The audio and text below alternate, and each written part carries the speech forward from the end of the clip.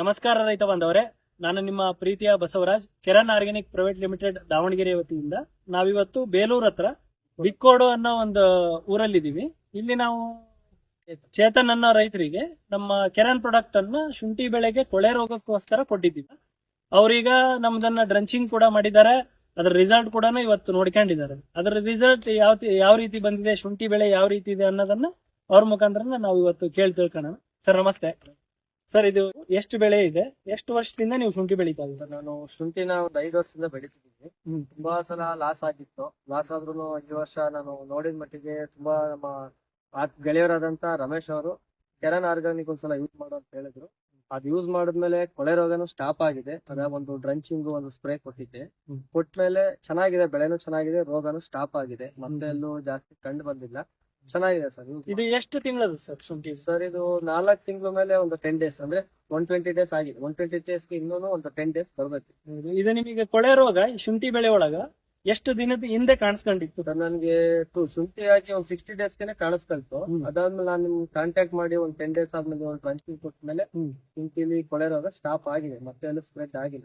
ಅಂದ್ರೆ ನೀವು ಈಗ ಕಳೆದ 60 ದಿನದ ಮುಂಚೆನೆ ಶುಂಠಿ ರೋಗ ಇದು ಕಾಣಿಸ್ಕೊಂಡು ಬಟ್ ಇದನ್ನ ಡ್ರಂಚಿಂಗ್ ಮಾಡಿದ್ಮೇಲೆ ಇಲ್ಲಿ ತನಕನೂ ಮತ್ತೆ ಮುಂದೆ ಸ್ಪ್ರೆಡ್ ಆಗಿಲ್ಲ. ಸರ್, ಒಂದು 5 ಗುಣಿ ಸ್ಪ್ರೆಡ್ ಆಗಿದೆ. ಅಂದ್ರೆ ಒಂದು 60 ಡೇಸ್ ಬ್ಯಾಕ್ ಒಂದು ಜಾಸ್ತಿನೇ ಇತ್ತು. కాబట్టి ಹೋಗಿದ್ದು ನಾವು ಇನ್ನೇನು ಉಳ್ಸಕ್ ಆಗಲ್ಲ ಅಂತ ಅನ್ಕೊಂಡಿತ್ತು.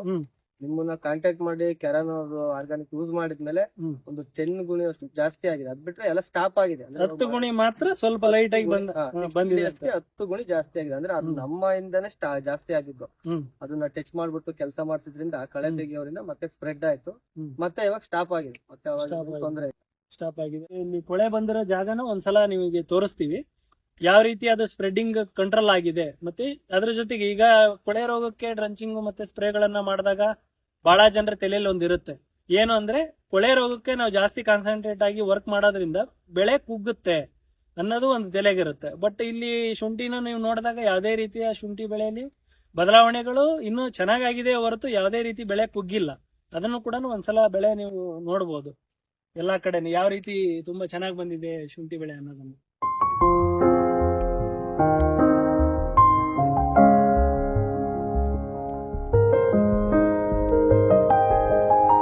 ನೀವು ಮರಿಗಳನ್ನ ಕೂಡ ಇದ್ರಾಗ ನೀವು ಅಬ್ಸರ್ವ್ ಮಾಡಿ ಕೌಂಟ್ ಮಾಡಿದ್ರೆ ಗೊತ್ತಾಗ.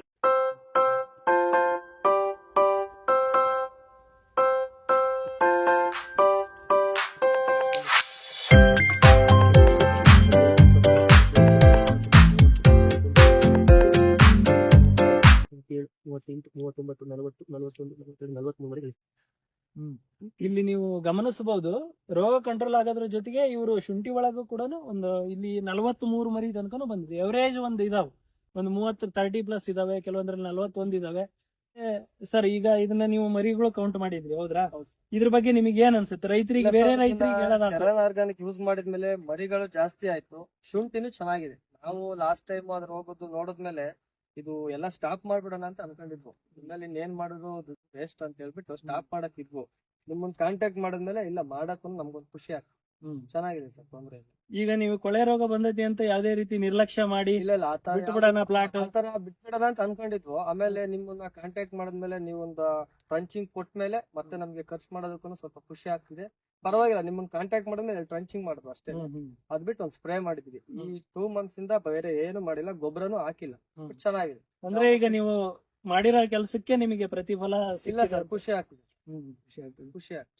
ಶುಂಠಿ ಬೆಳೆನ ಇನ್ನೊಂದ್ಸಲ ಬೇಕಾದ್ರೆ ನೀವು ವಿಸಿಟ್ ಮಾಡ್ಬೇಕು ಅಂದ್ರೆ ಬಿಕ್ಕೋಡು ಅನ್ನೋ ಗ್ರಾಮದಲ್ಲಿ ಚೇತನ್ ಅನ್ನೋರ್ ಪ್ಲಾಟ್ ಬಂದು ಕೂಡ ವಿಸಿಟ್ ಮಾಡಬಹುದು. ನಮಸ್ಕಾರ.